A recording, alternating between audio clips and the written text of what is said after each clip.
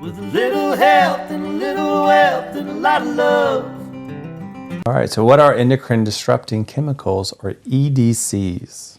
So endocrine disrupting chemicals are basically substances that can impact our hormones. And so... Why would that matter? So, I mean, as many of us know, our hormones are involved in many different biochemical reactions or bodily processes. Which we talked about last time. Yeah. I'm still on Aunt Gretchen. Gretel, Hansel and Grelin, there it is, which is your hunger hormone in your stomach, which we talked about last time. So, I mean, your hormones are involved in basically in signaling, so enacting different reactions between different organ systems. And so, we talked a lot about like thyroid hormone and estrogen and androgens. And then you have, insulin and other hormones that can cause a lot of downstream effects and a lot of chronic conditions and symptoms for people. And so if you're exposed to certain environmental toxins and those are impacting the way that these hormones are reacting, then that can certainly impact the way you feel and can impact, chronic conditions.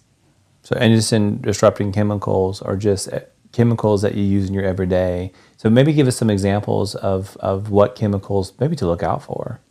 Yeah, so the biggest ones are, what we consider as the typical pollutants in our environment. So burning of fossil fuels or, byproducts of just industrial processes.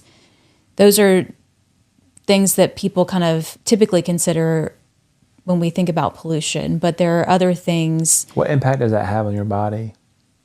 So it's, there have been plenty of studies that show that these specific chemicals will stay, traces of them can be found in human bodies for years and years, even after the initial exposure. And so it's not something where you're just, temporarily exposed to something and then your body gets rid of it, automatically or immediately, and it's no longer a problem, but it's something that can have long-lasting effects. Like what?